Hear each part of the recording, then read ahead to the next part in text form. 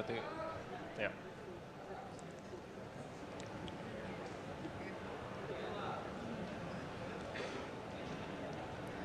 Ya, Anda kembali menyaksikan debat pertama calon presiden 2024. Hadirin, di segmen ini calon presiden akan menjawab pertanyaan dari tim panelis. Selain menjawab pertanyaan, masing-masing calon presiden juga diberikan kesempatan untuk saling menanggapi.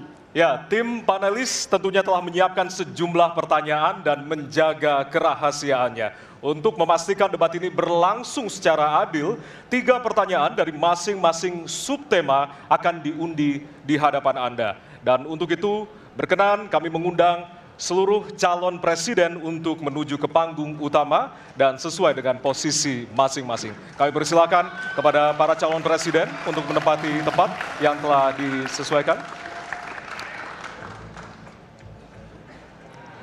Coba sini, Pak.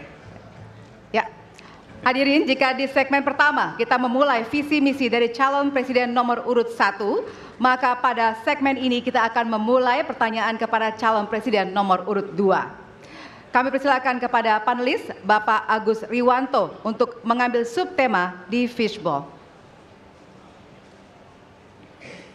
Kami persilakan Pak Agus. Silakan diperlihatkan kepada kita semua tema yang terdapat di dalam bola.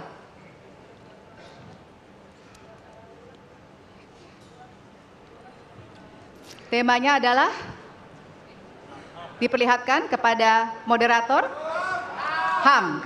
Baik, kita catat tema pertama adalah HAM. Baik, kami persilakan selanjutnya kepada panelis Bapak Ahmad Taufan Damadik untuk bisa mengambil pertanyaan dari fishbowl. Baik, bolanya bisa ditunjukkan, Pak. Oke, huruf A, artinya itu adalah amplop A untuk hak asasi manusia. Baik, pertanyaan hanya akan dibacakan 1 kali. Pertanyaan untuk calon presiden nomor urut 2 adalah tema HAM, huruf A. Saya akan buka amplopnya Bapak Ibu sekalian, masih disegel.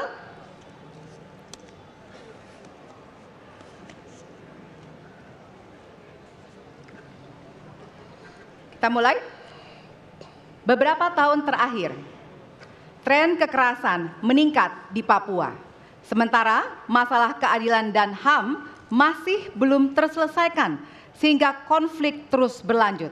Pertanyaannya, apa strategi yang Anda akan siapkan untuk menyelesaikan masalah HAM dan konflik di Papua secara komprehensif? Waktu menjawab 2 menit dimulai dari sekarang. Masalah Papua adalah rumit karena di situ terjadi suatu gerakan separatisme. Dan gerakan separatisme ini kita sudah ikuti cukup lama. Kita melihat ada campur tangan asing di situ. Dan kita melihat bahwa kekuatan-kekuatan tertentu selalu ingin Indonesia disintegrasi dan pecah. Untuk itu memang masalah hak asasi manusia itu menjadi sesuatu yang harus kita utamakan, dan diantaranya juga kita harus lindungi seluruh rakyat Papua, karena di situ kelompok teroris sekarang itu menyerang orang-orang Papua sendiri, rakyat yang tidak berdosa, perempuan, orang tua, anak kecil yang tidak bersenjata diteror oleh kelompok teroris separatis ini. Jadi rencana saya pertama adalah tentunya menegakkan hukum, memperkuat aparat-aparat di situ, dan juga mempercepat pembangunan ekonomi. Dan Presiden Joko Widodo adalah presiden di Republik Indonesia yang paling banyak ke Papua, Kalau tidak salah sampai hari ini beliau sudah lebih dari 19 kali ke Papua. Dan peningkatan pertumbuhan ekonomi di bawah pemerintah Pak Jokowi yang paling pesat, yang paling tinggi selama sejarah Republik Indonesia. Jadi yang saya katakan, saya akan lanjutkan. Kita harus membawa kemajuan ekonomi, sosial, services yang terbaik untuk rakyat Papua, melindungi rakyat Papua dari keganasan para separatis dan teroris, dan menjamin penegakan hak asasi manusia. Terima kasih. Baik. Dan selanjutnya, ya. Hadirin harap tenang, Ya. kita lanjutkan. Baik, kami persilakan kepada calon presiden nomor urut 3 untuk menanggapi jawaban dari calon presiden nomor urut 2. Waktu Anda 1 menit, Bapak, dimulai dari sekarang. Terima kasih, tapi menurut saya rasanya tidak cukup Pak Prabowo. Karena dialog menurut saya menjadi sesuatu yang penting. Agar seluruh kekuatan yang ada di sana, seluruh kelompok yang ada di sana bisa duduk bersama untuk menyelesaikan itu. Itu menurut saya roots masalahnya. Pertanyaan saya simpel saja. Apakah Bapak setuju dengan model dialog yang saya tawarkan itu? Terima kasih. Saya setuju. Terima kasih. Baik, Baik. Bapak penulis, Prabowo, saya kita mau tahan jawab. dulu. Saya mau karena jawab. Waktunya Bapak merespon nanti setelah mendengarkan jawaban ataupun tanggapan dari paslon nomor Ya. 1. Atau terima kasih atas pengertiannya. Harap tenang, harap tenang, harap tenang hadirin, kita akan lanjutkan. Baik, selanjutnya kita akan lanjutkan dengan mempersilakan calon presiden nomor urut 1 untuk menanggapi jawaban calon presiden nomor urut 2. Waktunya 1 menit dari sekarang. Masalahnya bukan kekerasan. Karena ketika bicara kekerasan di Jakarta aja ada 3 pandangan. Ada yang menganggap ini terorisme, ada yang menganggap ini separatisme, ada yang menganggap ini kriminal. Di kita aja di Jakarta ada perbedaan pandangan. Apa masalah utamanya? Masalah utamanya adalah tiadanya keadilan di tanah Papua. Itu masalah utama. Oke? Jadi tujuannya bukan semata-mata tentang mentiadakan kekerasan. Karena damai itu bukan tiada kekerasan, damai itu ada keadilan. Itu prinsip utamanya. Nah, jadi caranya bagaimana?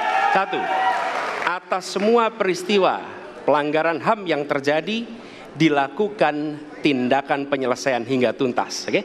Yang kedua, mencegah terjadinya pengulangan dengan memastikan semua yang bekerja di Papua memahami bahwa yang harus dihadirkan bukan tidak ada kekerasan tapi keadilan. Yang ketiga, melakukan dialog dengan semua secara kopartisipatif. Terima kasih. Baik, terima kasih. Terima kasih. Dan selanjutnya kami persilakan kembali kepada calon presiden nomor urut 2 untuk merespon tanggapan dari kedua calon presiden lainnya. Dan waktu Anda 1 menit, Bapak, dimulai dari sekarang. Benar, saya sangat setuju. Kita harus ada pendekatan dialog. Benar, ya. Dan saya juga setuju. Harus.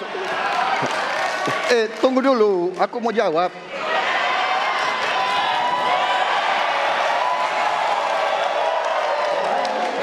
Jadi, benar keadilan. Benar sekali, harus ada keadilan. Tetapi saya mau mengatakan, tidak sesederhana itu, Pak Anies. Ada faktor-faktor lain, Pak Anies. Ada faktor geopolitik, ada faktor ideologi. Inilah yang masalahnya tidak gampang, ya. Tetapi saya pendapat kita harus tegakkan keadilan. Kita harus dialog. Ini masalah bangsa. Ini harus kita, semua kekuatan harus kita rangkul. Baik, waktu habis, Bapak. Waktu habis, Bapak. Terima kasih. Hadirin harap tenang. Baik. Hadirin harap tenang, kita akan lanjutkan. Hadirin harap tenang, kita akan lanjutkan. Nanti kita akan kasih kesempatan untuk memberikan apresiasi kepada para calon presiden. Baik, selanjutnya kita akan beralih ke pertanyaan untuk calon presiden nomor urut 3. Kami persilakan kepada panelis Bapak Al Makin untuk mengambil subtema di fishbowl. Kami persilakan kepada panelis.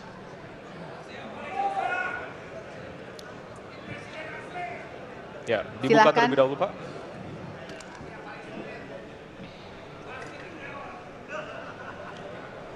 Diperlihatkan kepada moderator dan hadirin pemerintahan dan peningkatan pelayanan publik. Baik, dan selanjutnya kami persilakan kepada panelis Bapak Bayu Dwi Anggono untuk mengambil pertanyaan dari Fishball. Kami silakan, Pak.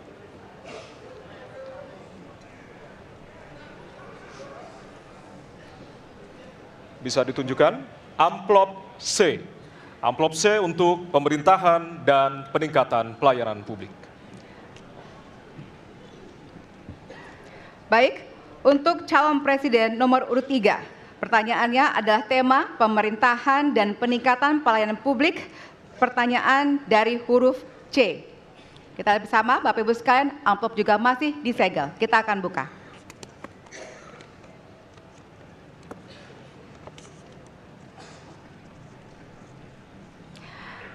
Indeks pelayanan publik di Indonesia stagnan.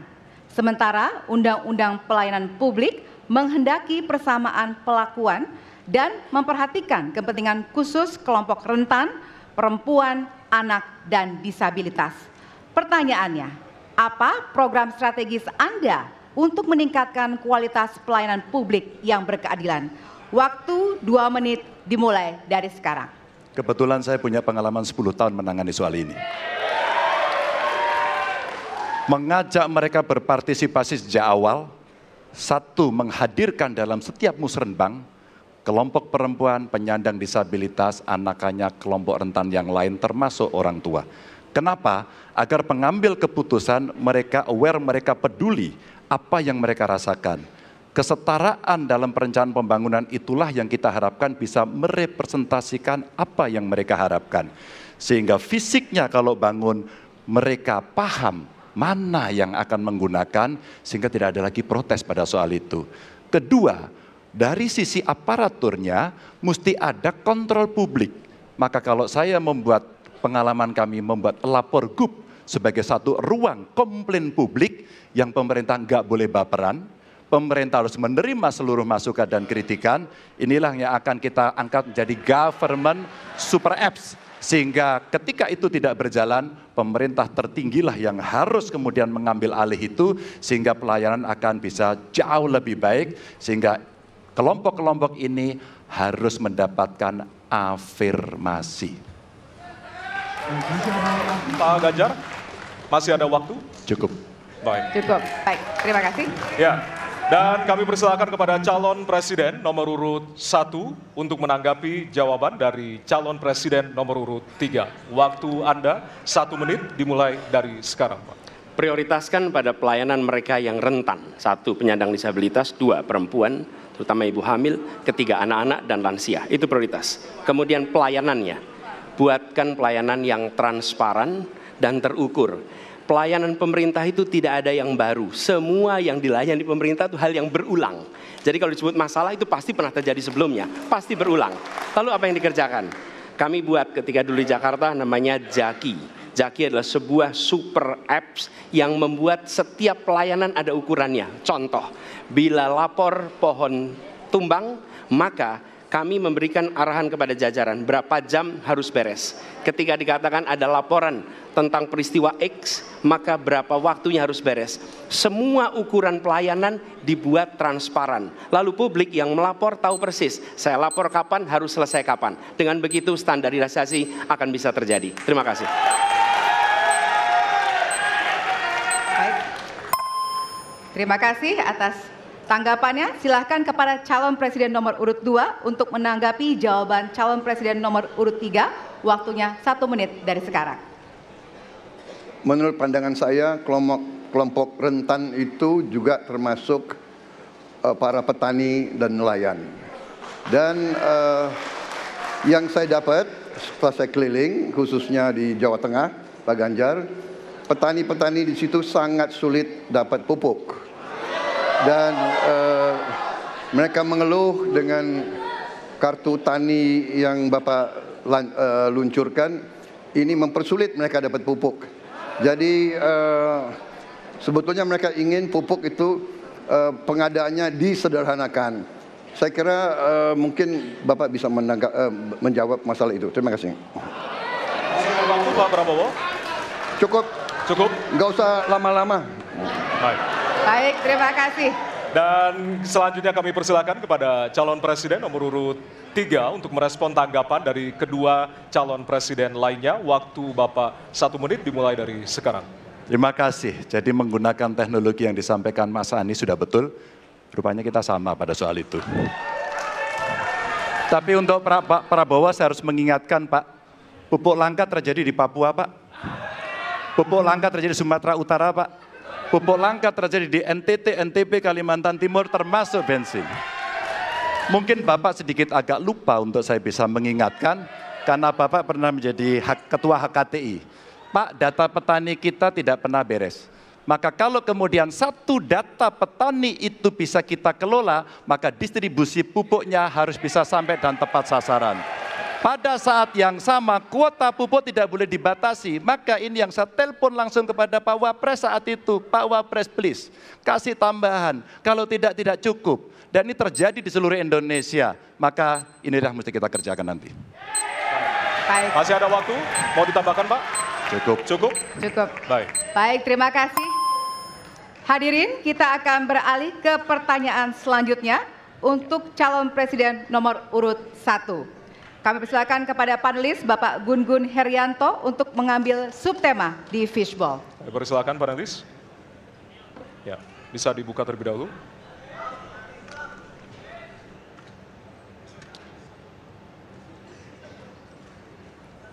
Tema ketiga adalah penanganan disinformasi dan kerukunan warga. Baik, kami persilakan untuk selanjutnya kepada panelis Bapak Hairul Fahmi untuk mengambil pertanyaan di fishball.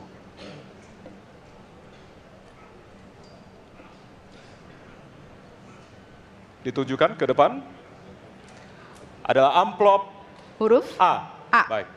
Amplop A untuk penanganan disinformasi dan kerukunan warga. Baik, pertanyaan untuk calon presiden nomor urut 1 adalah tema penanganan disinformasi dan kerukunan warga, huruf A. Kita lihat bersama, masih disegel, kita akan buka bersama.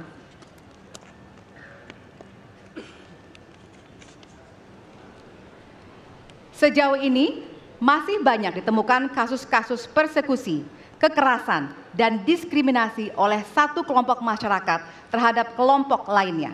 Pertanyaannya, apa kebijakan Anda untuk melindungi warga negara dan memperkuat toleransi dalam masyarakat Indonesia yang majemuk? Waktunya 2 menit dimulai dari sekarang. Setiap pelanggaran hukum tidak boleh dibiarkan tak dihukum. Karena apabila dibiarkan, dia akan menular dan dia akan dianggap sebagai sesuatu yang benar.